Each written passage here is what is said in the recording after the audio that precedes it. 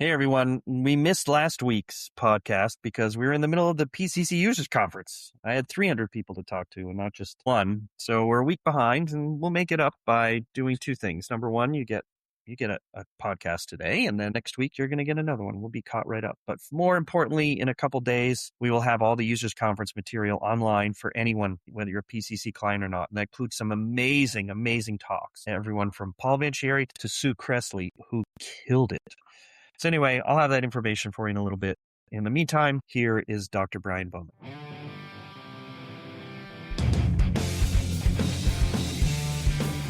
You're listening to Charting the Future, a podcast for independent pediatricians by PCC. For more information about our software and services, please visit www.pcc.com or visit us on social media. Welcome back, friends, to Charting the Future. This is your host, Chip Hart, and I'm here today with Dr. Brian Bowman. We've become good friends over the years. It turns out we learned pretty quickly we had a lot in common. Before I ask him to tell us about his practice and his career, I'm going to ask you this question, Dr. Bowman. Do you remember when we first met in person? I do. Okay. I want to hear your version of it. Yeah. We were in New York City. Is that where? Mm-hmm. Oh, I didn't realize that. Okay. I had just become a partner in the practice. So it was like year 4 or so.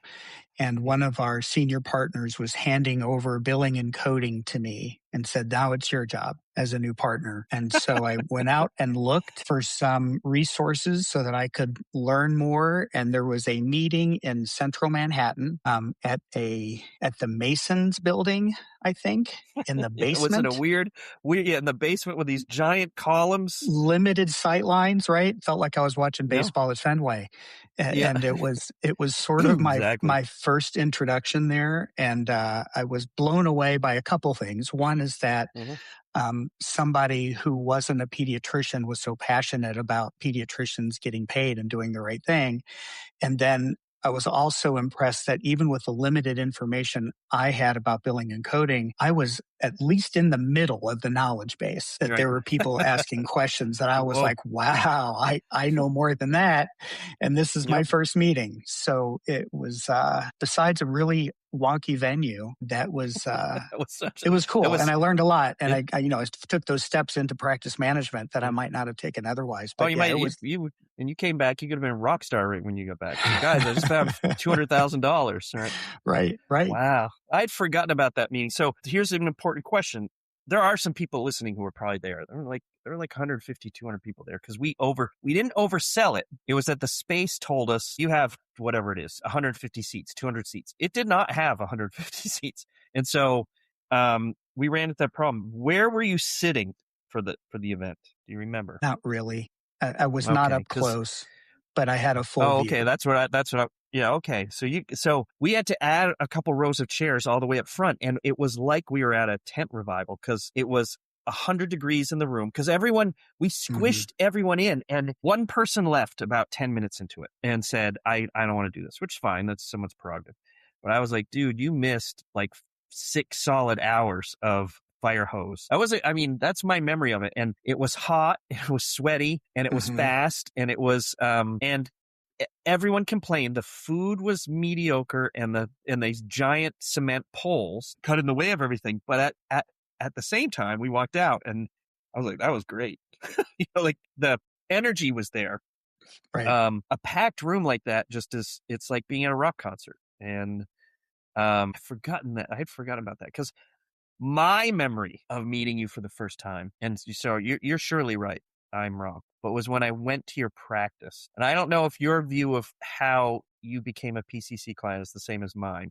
All right, so I'll tell you my version of the story and you can tell me how wrong I was. All right, so we were courting you, all right, or whatever you want to call it. We were doing sales with you. You have a big group. You're going to tell us about your group in a second. But you have a big group with a lot of voices and opinions, and you were working with some of the usual suspects in the EHR search, and I thought we'd had some really good, like I felt really positive about how it was going. You guys were like connecting to us and everything like that. And you sent me an email. I bet I can dig it out. And you sent me an email and said, Chip, hey, thank you. You guys have been great. I just want to let you know that, however, we're going with this other vendor over there. And it's a vendor that to this day is not particularly well respected. Okay, that's all I'm gonna say. It's not our direct competitors. It's just one of these other competitors. And I don't know what got into me, because I think I've done this once, maybe twice in my career. I sent you a note and I said, you know what? I totally understand if you've gone with another vendor, but seriously, those guys? And I think I even wrote in it, I thought you were smarter than that, because I was mad. And you replied to me right away. You said, you know what? Come back down here. I'll give you one more shot at it. And I flew down there with Scott Child. He used to work here. I went to my first Panera ever, because you had a Panera like in the parking lot nearby or something, because we grabbed sandwiches. Yeah. We grabbed a huge thing of like a massive thing of sandwiches. We show up and we did another kind of sweaty demo in your waiting room. Like there were a ton of people there. And I walked out of there going, I have no idea how that went. I have no idea how that went. And then I think you sent me an email like the next day. I should have looked this stuff up. And you were like, that did it. And it was one of the few times in my entire career where I felt really vindicated about saying like, no, I don't. And you had said like, it wasn't you, your partners were focused on the cost, of course.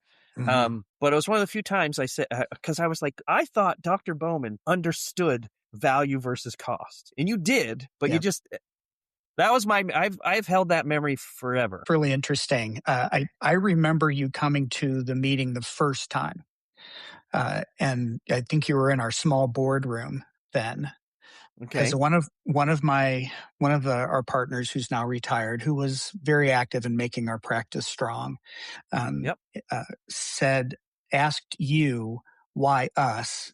Why did you want us as a client? Which I thought was an interesting kind of take, and I remember you pointing at me and saying him, because I got it. I understood what this was about, and that getting a new practice management system wasn't about saving money. It was about generating money kind of idea. I don't think you said all of that, but you said, because he gets it. He gets what's important about it. I remember that part. Oh, okay. But that's the fun of being a junior partner in a 7-partner practice that had been around for 20 plus years and had been successful.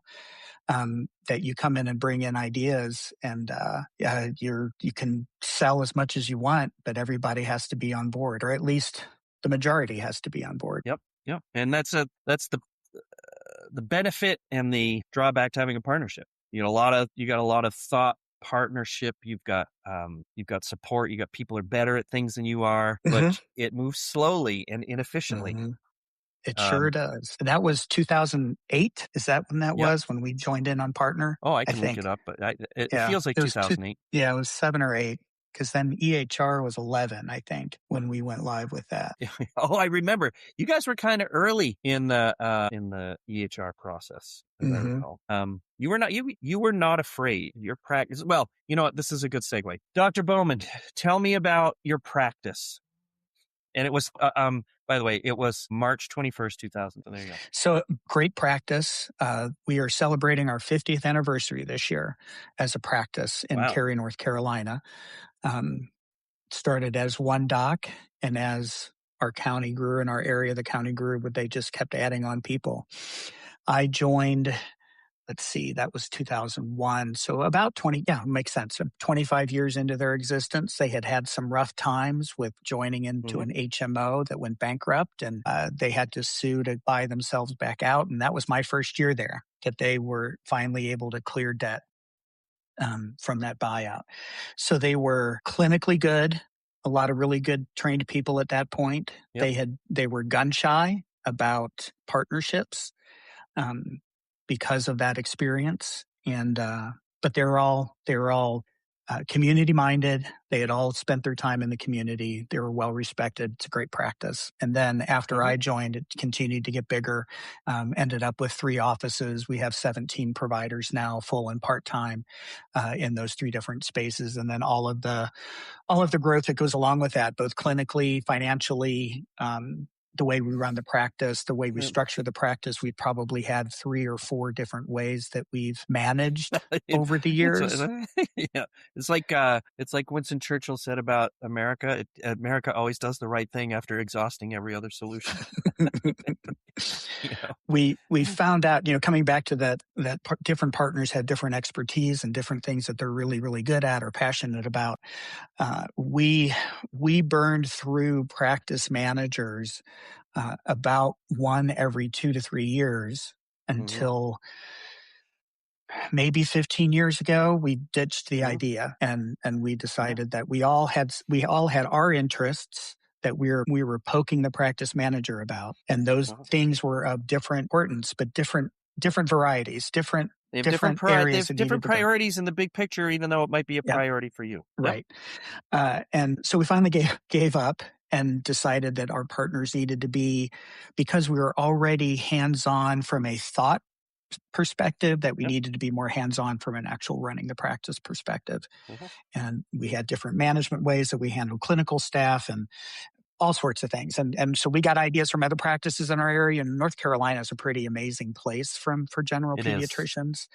It really is. There's while we all want our business, we all share ideas and collaborate and try to make. Actually, I'm going to insert an ad to anyone listening. If you're a pediatrician in a sad state, I would put North Carolina maybe at the top of my list of states to move to be a pediatrician.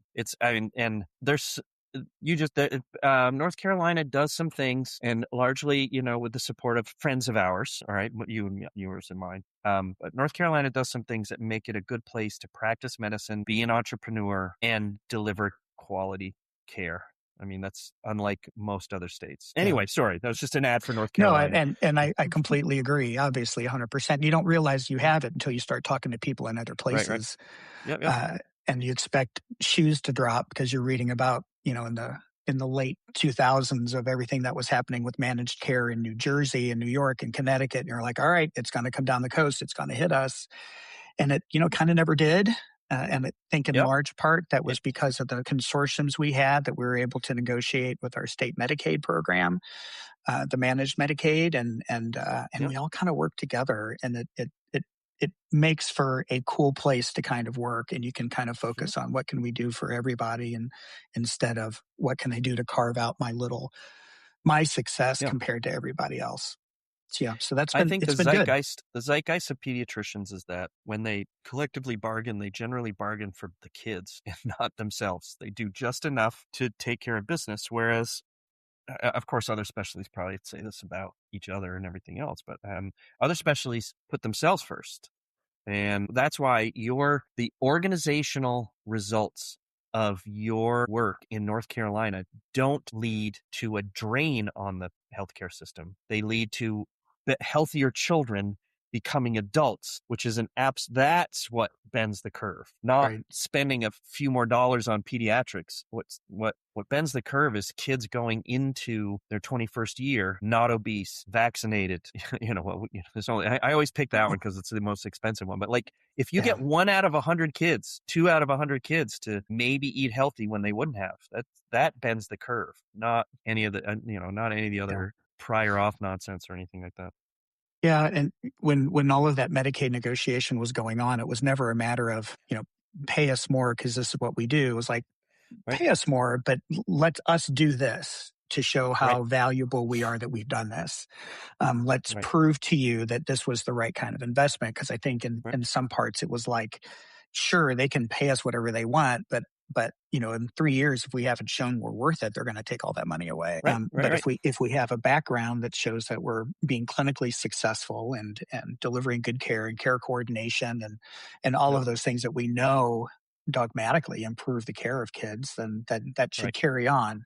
It's harder to argue with us when we want to keep getting paid what we're getting paid. Yeah, well, and half, I don't know what the number is, but a huge chunk of what you ask for ultimately is, can you just make our jobs easier? If you make our jobs easier enough, we won't even talk about the money. All right. Because then our business becomes frictionless enough that the money matters less. We only care about the money when I have to hire 3 people just to keep up with some requirement or some paperwork nonsense or, some data exchange thing. That's what kills you. Right. And Yep. a lot of the discussions with rollout, and just using, again, this managed Medicaid as the example, Yep. were centered on administrative burden. And that was what was kept coming back as being, oh, yeah, we didn't get paid, but the reason we didn't get paid is because every different group needed a different way of submitting it. And we had all agreed about reducing administrative burden. So let's make sure that still happens. So, Yep. and I think that was a huge concession that the managed Medicaid program allowed, was that they were going to force the private equities involved in all of that to have to do Yep. the same thing for everybody, instead of making the pediatricians do things Yep. different from everybody else. That was huge, huge. Yeah. And like, I don't know specifically what the who to give that credit to, but it was there's certainly a group effort. But you're doing this also in not the most red state in America, but not a blue state. We are staunchly purple for sure. Yep. And because all of your legislators don't get to come out a rally. The people who are making these decisions, you've got a lot of people who historically are hard sells on spending money, especially for kids, and you guys did it. So no, it is impressive. So no, but we barely got started. So we heard about your practice a little bit. I want to hear about your career.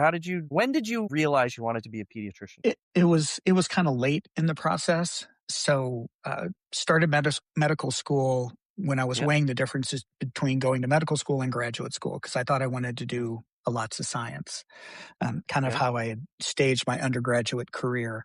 I knew my mom had always wanted me to go to medical school. She wanted me to be a doctor. And so it was always kind of there in my head. You are the first person to tell me that you did it because your mom wanted you to be a doctor. There's a portion of that that's, yeah, very right. But I took my MCATs and I took my GREs, and I interviewed at medical schools and grad schools and MD PhD programs, which I thought would be perfect. And didn't get into any of those. Ultimately ended up at medical school. It was actually kind of a cool story that I was interviewing at Johns Hopkins, their Center for Human Genetics, because I thought I wanted to do genetics research. And the director of the program said, "Hey, if you want to come here. I can get some money for you." She said, "But you've already gotten into Duke Medical School. And if you think you can stomach medical school for 4 years, do that, because you'll have more doors open." So ended up sliding into the back of finding a fellowship for the MD PhD program. So I spent a lot of time in school. Yep. And did research and brain development, came out, was like, all right, I'm either going to be a neurologist or a developmental pediatrician, and trying to figure all that out. Was one night I was working in the emergency room, the peds emergency room, had to go read an x-ray. To get there from where I was, you have to walk through the adult ER to get to the radiology reading room. And so I left my patients. I think I know where this is going. You know where this is going. I left my patients who were crying in diapers and walked through another part of the hospital of patients crying in diapers. And said, I know which set I prefer. I just made up my mind what I want to do. And then still in residency, thought I was going to do a fellowship. And at some point we were working on child 3 and decided, I probably need to make some money. Time to make some money. Time to get a paycheck. It was time. And not like there isn't any developmental or behavioral pediatrics in general pediatrics. So I've been plenty satisfied with that degree. But it was that kind of road for me being a pediatrician, and then ultimately, general pediatrician. So you literally had like a lightning bolt that said, I remember it. I remember the walk. Yep. I have all these memories. Nothing like that. I have memories of when and this is going to sound ridiculous. I can tell you about times in my life where suddenly something made sense to me, and I almost feel like I could feel my brain shift. Like, and that didn't happen, but I remember. I can give you very specifically. I remember. I'm trying to not sanitize this, but make this less dorky. There was a band that I had some friends who said, "Oh, you've got to listen to this band. You got to listen to this band. They're so great. I know you'll like it." And to make a long story short, it's a very extreme metal band. All right, so mostly if I played it for you, it would sound like Static. And it's people screaming, and I had it on in the background of my headphones for like a week or two because my friends kept saying, "Oh no, this album is great." I'm like, I'm not getting it. And then one day I was typing or doing something. And in the back of the song, the band played a hunting horn, because these are Swedish, guys. They're talking about being outside and being Vikings and everything or whatever. So in the back, way in the back, you hear this woo, woo. And as soon as the notes happened, all of a sudden I heard the music. All of a sudden, all the notes fell into place. And it was like right in the middle of the song. I was like, oh my, now I can hear it. I did not, there was nothing to anchor me into the rhythms, the melodies, or anything. It was just chaos. And then I was like seeing patterns in a TV, with the snow on it. And I feel like my brain moved when that happened. And so yours is a much nicer and more important version of that story. But to me, maybe.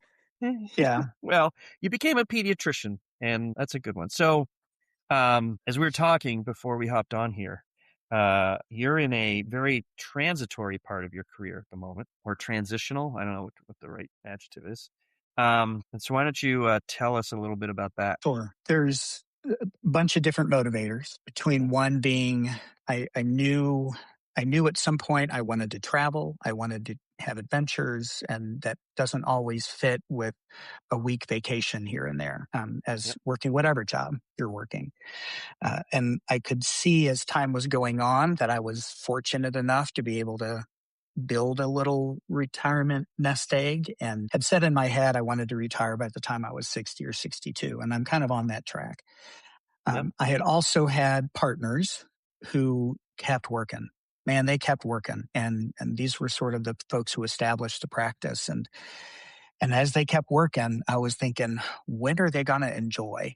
When are they going to get out and kind of reap their rewards of their success and the time and the energy that they put in? And I wasn't seeing it. And I was like, that's not going to be me. And I know there's generational pieces of that. Physicians for generations that has been their identity of I am a physician. And when I'm not a physician, I don't know what I am anymore, who I am anymore. Right. Yep. And I know a lot of the things that have connected us are things that are outside of work.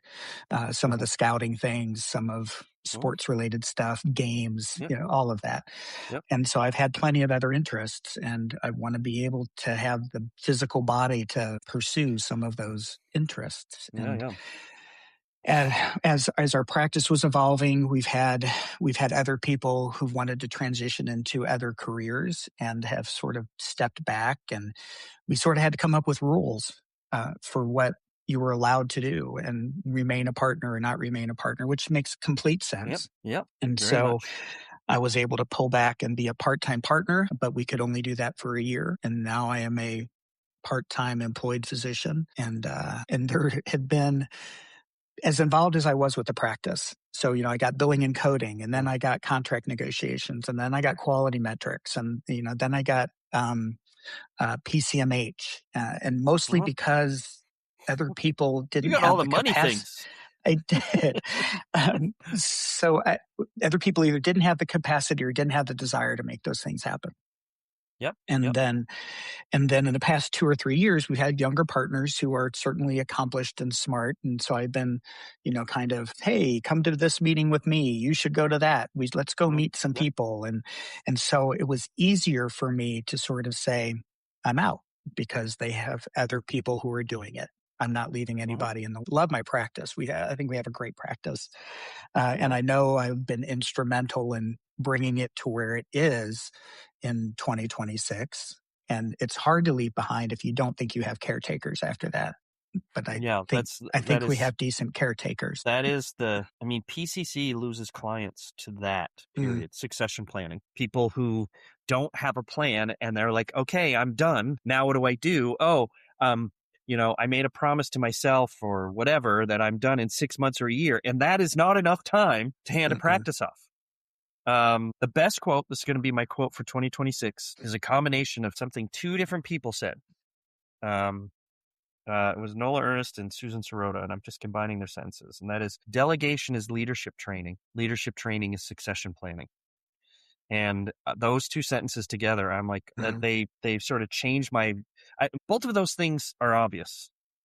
And we all know we need to do succession planning, but it's like saying we all know we need to save for a rainy day, but you can't do your succession planning by clicking a box on your 401k thing. You just do 7% of my time succession planning. Know what? You always put it off. And you guys did your practice is one of the fewest large practices I've ever worked with without a strong practice manager where the partners bear the burden.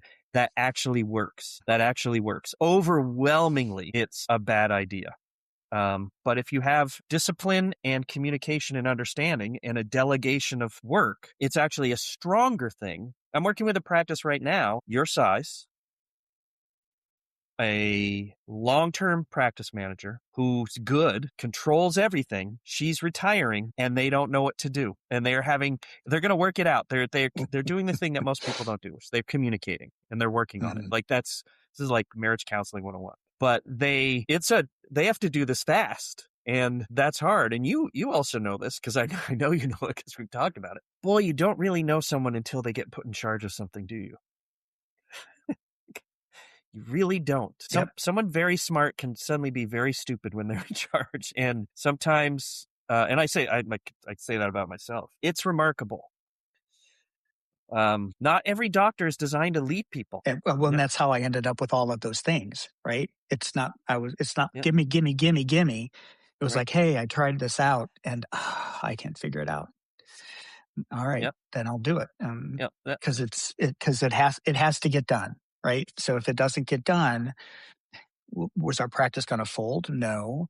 But like you were mentioning the money, going to my first meeting with you, we might have increased our receipts $200,000 that year. Well, there's 1 year we did PCMH and it pushed us into a different payment level with Blue Cross Blue Shield. And it was nearly $1 million difference from 1 year to the next. So part of me was like, yay. Part of me was like, dang it.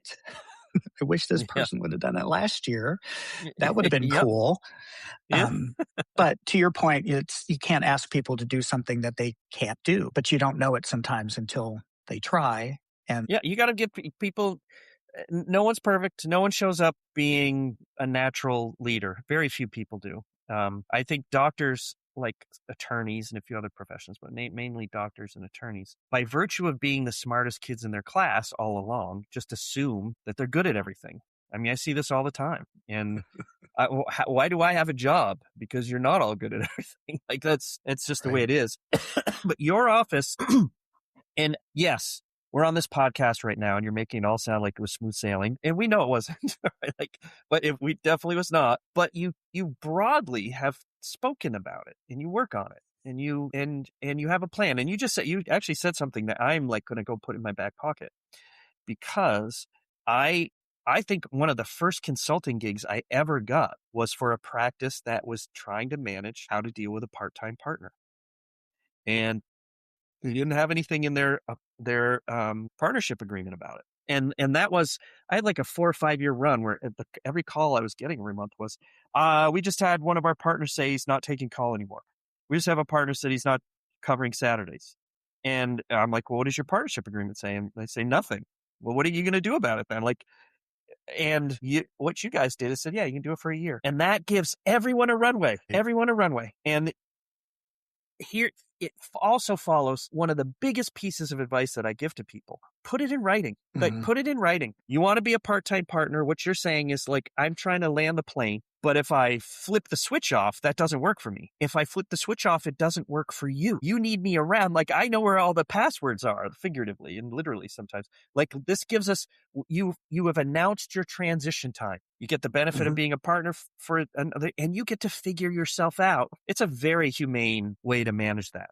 And it also, let me ask you, because I don't know the answer to this. Do you, in your partnership agreement, like you have that clause in there, that section in there, I presume for someone planning to retire? Okay. Would it also address someone who has some other reason to be part-time for a year, like an injury or a family crisis or something? Or do you have something like if you were 45 and a partner and you had said, over the next year, I can only be part-time because I need to take care of my mom. Would you have been able to go into that phase and then get out of it, or would you have had to say something else? I'm just curious. Yeah, I think if the intent was coming back full time, nothing in our agreement that addresses that specifically. Okay, But I've never seen anyone do it. Yeah. But I think from a group of partners who care about each other, and even though we often disagreed, we care about each other. We probably would have worked through it. Okay. Part of that is how our pay is set up. We are completely 100% productivity. That's right. I totally forgot. If they're working 2 or 3 days a week, they're making 2 or 3 days worth of money. That doesn't hurt me financially. It hurts the practice a little bit because you generate more money than you get paid, even at the partnership level. But it's not a drain on me for you to be working at that level. Okay. I forgot about that part of it. You don't have a guaranteed salary. Like, I don't have to pay this person $75. But yeah, you and I both know practices who struggle with this, and there is no right answer, and it's about the culture of the practice. But there's that tension between the partnership as a security blanket or as a safety net for someone who suddenly can't work for a certain period of time, and that's life. But how much do you give someone before the partnership has to say? And how do you do that in a humane way? It's a constant struggle, and I've seen people exploit it massively, and I've seen people get wrecked by it and harming the partnership.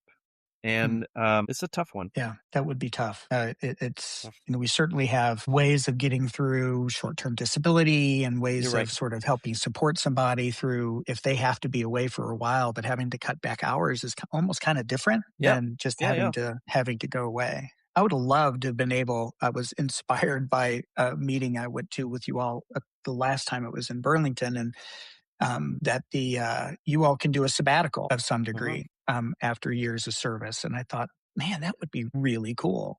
Would I work longer? I know one practice who does it. They have it built in. I didn't even try to sell it to mine because I knew what would happen.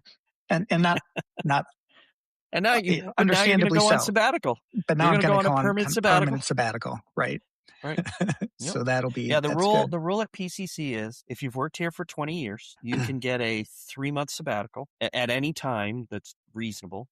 And I think at the end of your sabbatical, you're supposed to come back and give a little presentation to people to know what you did. And some of the sabbaticals people have come back with have been really fascinating. Like, I'm like, oh, that's cool. And others you're like, okay, it's vacation. That's okay. That's cool. So whatever you do. I think about it for myself, and I'm like, I don't know what I would do. It's not like I am bored for long in my life ever. Okay. I'm good like you at finding things to do. I just don't know what thing I would focus on for 3 months. I would have to come up with a plan that was 3 1-month things. I'm going to travel for a month. I'm going to play guitar for a month, and I'm going to play tennis for a month. Like, that's what I like. I'd have to layer this whole thing, but I'm incapable of that. So I just put it off. Well, my wife was concerned. One of my partners who all he did was work. He didn't have a lot of outside things in his life that he was involved in, which I have been accused appropriately of being over-involved outside of work and in community kinds of stuff. And we were at a different retirement party, and he was there, and my wife talked to his wife, and she said, oh, it's been really hard because he's bored. And so my wife was like, oh, I'm scared you're going to be bored. I'm like, really? Really? You know me. Me? Do you see all these books I haven't read? Do you see all this? Like, Well, I'm hoping I am of an age where I think about that for myself. I watch my parents and I'm just like, I don't think I'm good at puttering. But your point about like, you want to be a fit body enough that you can do some of the stuff. That's, I don't know, 55. Everything since then has been like, I can see the end zone. That's tough.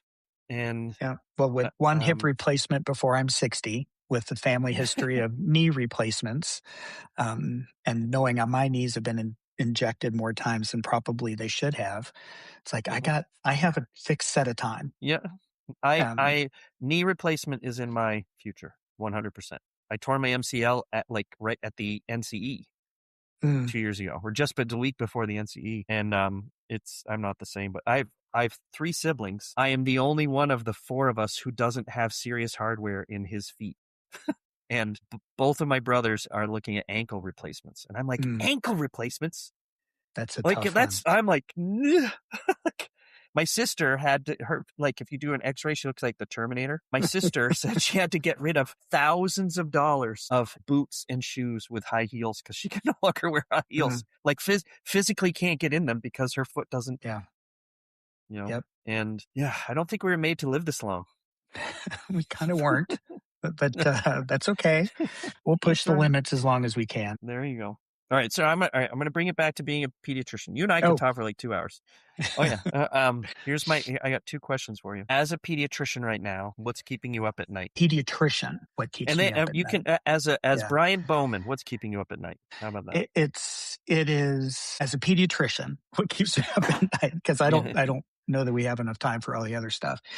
It's the direction. Well, 2 things. One is the direction of where public policy that is not tied to improved public health that is shaping care. I'm trying Very to be as carefully stated, vague as possible with that. It's worrisome. It's from the beginning when the assault on vaccines has started. One of my biggest concerns has been, is this going to get to a point? Are they going to take away the VAERS program? Is that going to go away? And the protection for the insurance companies and the doctors going to go away from frivolous lawsuits? And then the vaccine manufacturers going to decide it's not worth their while to make a $15 polio vaccine, that their margin has got to be tiny compared to other things that they could do.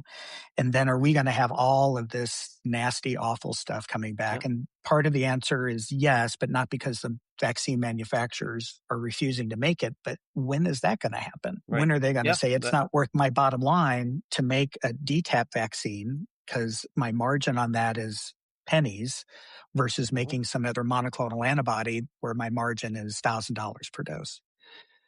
And that worries me. Of how many kids are going to have to die before we decide that this path is not the right one. Well, in the year 2000, I think we announced that measles was eradicated, and we've had the 2nd consecutive year of record-setting measles volume, and not very far from you either. Like, have you any in your county? We had a case in the county, but not a transmission in the county. Yeah. We've been pretty safe up here so far, but it's not like Vermont is great at immunizing.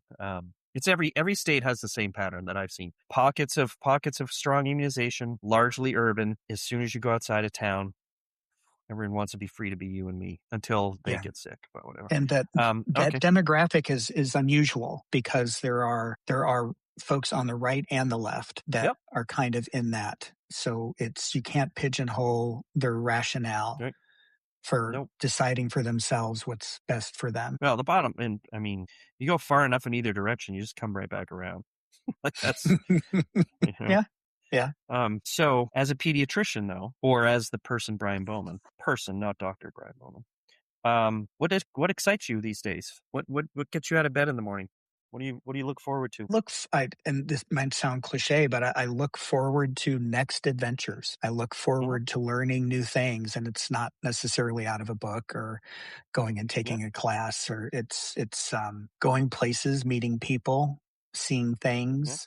We as a family 3-4 years ago, we kind of stopped giving lots of gifts at like Christmas. And so now for our kids, they're adult children. They don't need stuff anymore. We pay for an adventure a year. Where you want to go? What do you want to do? Nice. Where you gonna go do this or go do that? And sometimes we end up doing it together because it just works. But sometimes not.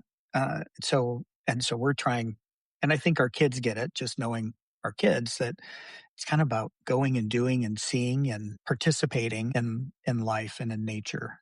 And so those are the kind of things that I get excited about. Where's your next adventure planned? Next adventure is September. A group of guys here locally that I met all through scouting. They're all scout leaders. We've done a Kentucky Bourbon Trail twice. And this year we are doing a Scotch whiskey tour. So we're spending 10 days in Scotland. As a group of 6 of us. Have you ever adopted a 58-year-old son? Come on along. One of the people who's become integral in our trips and has even come into town a couple times just for little events we have here.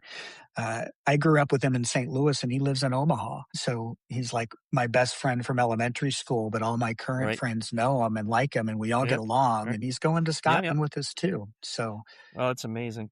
Have you been to Scotland before? You must have. I have been. Yeah, because you've been beautiful. It is absolutely beautiful there. Yeah, our honeymoon was Ireland, and I've been to Scotland and Northern England, and you just feel like, wow, if I live in Vermont and I go to any of these places and I get blown away, okay, right. I'm like, what does someone from Florida think of this place? What does someone from Arizona or Texas, all right, so I'm going to ask you one place that I've been. My wife has traveled all over the world, all right? She's been everywhere.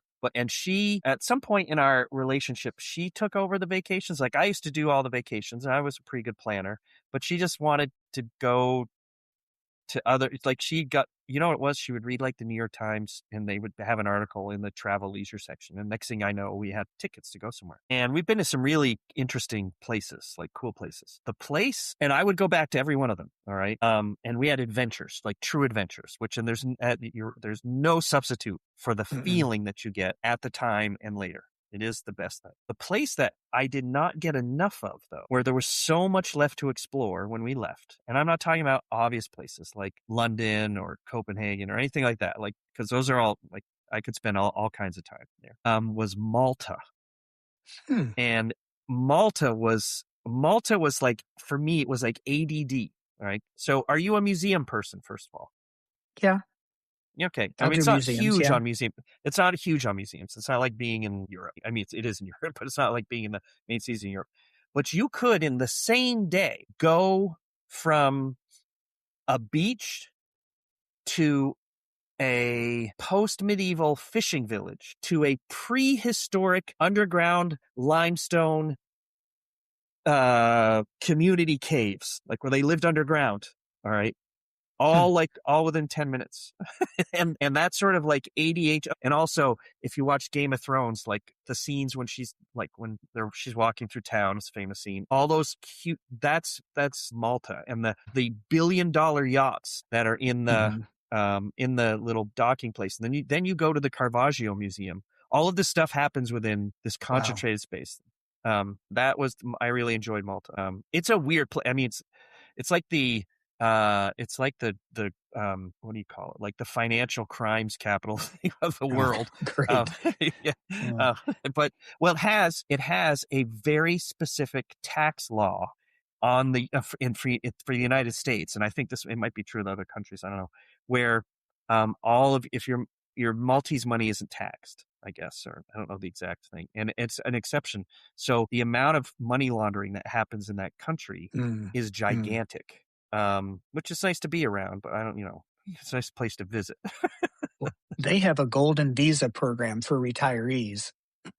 Not that I've looked, but yeah, it is related to that that's one. So I'll ask you before I ask you my final question, if you could suggest a cool place to visit that people might not think about, what would it be? One of our favorite adventure vacations, was in northern Norway in the wintertime. So we had about 7 days in Tromsø and surrounding communities. So never saw the sun while we were there. Yeah. Just saw dawn and dusk, which were about 4 hours apart. Eagle Scout answer I've ever heard, but keep going. Did you stay in a nice hotel? Eagle Scout. I've created a lot of Eagle Scouts. Now, the first few nights we stayed at this, it was called a farm hotel. It was a bed and breakfast, had individual little buildings for folks. They had goats and they had sheep and they had all of this stuff. And it was right on the fjord and it was amazing, super amazing. And then we stayed in town in Tromsø for another few nights. But the snowshoeing, nature watching, you see reindeer like you see deer here, and they're just walking around. And they're so much bigger. And they're huge. Yeah. And they're beautiful.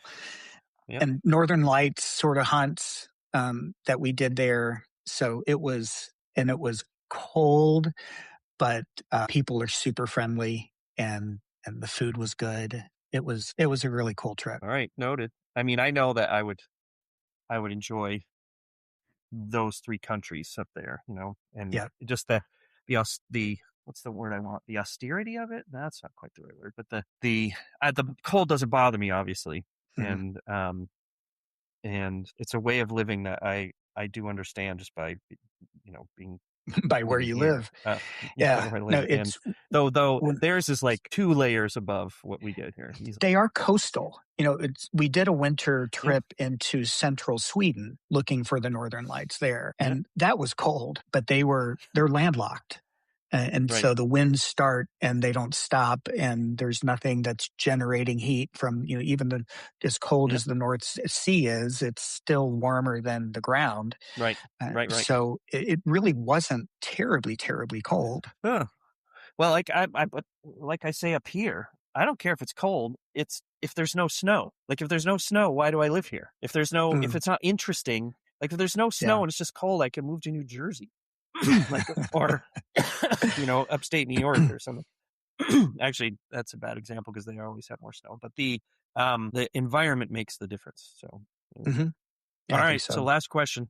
Yep. Because you and I are just going to segue out like for the next 4 hours. If you could go back and give your 30-year-old self advice, what advice would you give? See, I've had such a good career and I've had such a good life. That's really hard.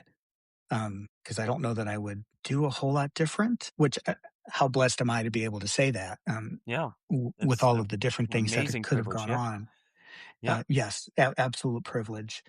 I think if I would say anything, it would be if you don't think you're completely happy where you are, change it. You don't have to feel like. Don't settle. Don't settle. Yeah. I give such huge advice. I tell people, you have one career, you have one nest to build. Don't end your career sad because you didn't speak up for yourself. So that's good of you. You're the only ones that said that, and that's something I say in a lot of my talks. I didn't ask you to say that, but it worked out. And it's not that I would have. It's not like I settled, but I did in some aspects, right? Because you have all the different things that make you happy as a person. You did so consciously. You said, these things are acceptable to me, and everything is, you've got to compromise to some extent. Sure. Like you don't get everything you want, but you decided which things are most important, and how are you going to settle these things in a way that's fair to my partners, which is huge. Mm-hmm. All right. Well, Dr. Bowman, thank you. I really appreciate it. Sure. I told you this was only going about 35 minutes. Here we are. Right. Tangents and tangents. They keep getting longer. I got to figure. Originally, the goal was to do 20 minutes so someone could listen to it on the way to work, and they're getting longer and longer. So anyway, I knew ours would be a good one down. No. I don't know what to take out. And I listen to it. People like pediatricians are professional talkers, and you're just good at you don't waste words. You tell the story right. So saying, "Oh, I'm gonna do a podcast with pediatricians as guests," it's like money guaranteed. You're all good. I'll tell you something. I've had a dozen, 2 dozen former students who've shadowed me over the years, either in high school or college, and it becoming more important to do now with workforce shortages and so forth. But totally, a kid I knew who was an Eagle Scout in my troop, who was a patient in my practice, shadowed me, and he asked me this question. What, from the rest of your life, not medical, do you think has been the biggest influence on you as a pediatrician? Wow. What was your answer? My answer, and this is what reminded me of it, was kind of what you were just talking about. It was acting. Because there's times I have to act like I care what you're saying, but I might not. I might not. And it's like there's times I have to act like I'm not scared, because your kid might have something terrible. Yeah, you have to be strong when in order for someone else to be strong. And there's times that I have to act silly because a kid doesn't want me to be near him. And so I have to do something ridiculous or say things a certain way to be able to enter into their space. But I've shared that with a lot of different people, including new partners, when, they're getting feedback about, because they have all the information, right? They know more than me at this point in their careers. And, but they would get feedback from patients about, well, they did this and they said that. And I'll say, acting, make sure you know what you're saying when you say it. A lot of pediatricians don't like this, but I'm going to say it. I'll say it because I'm not one. Most of your work isn't clinically that hard. Clinically. You don't spend there every day you run into something where you have to slow down and think about it. But most of the time, what you're doing is engaging with someone. You're building a relationship with somebody. A huge part of your job is giving moms confidence. Like that's a huge part of your job. And you could have zero clinical training and do that. I'm not advocating for that. I'm just saying, and that part, that human if you didn't care about the human interaction, you'd be a pathologist. Or an anesthesiologist. And that part, I know that med schools are better about it now. I know they're better about it now. And even though I think the majority of pediatricians are actually introverts. One-on-one, you are never bad. I can have a conversation with any pediatrician every time. I never struggle. Okay, maybe that's a little bit me too, but it's really just a little bit. But no, it's like you are all world-class empaths, and that makes all the difference. And that's an empath would want to look like you're caring when you can't. When you're really wondering, what am I having for dinner?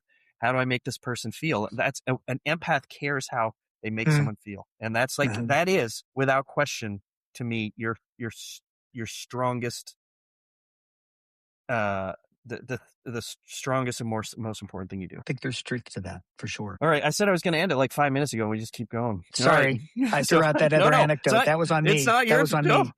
Your stuff is gold. I just keep going. Well, Dr. Bowman, thank you. You were as good as I thought you would be. You're perfect. And good luck. I'm sure you'll stay in touch. Yep. Send us a postcard from the top of Norway. Awesome. It's been great, Chip. Right. Always good to talk to you. Toodaloo. Thanks. Bye-bye.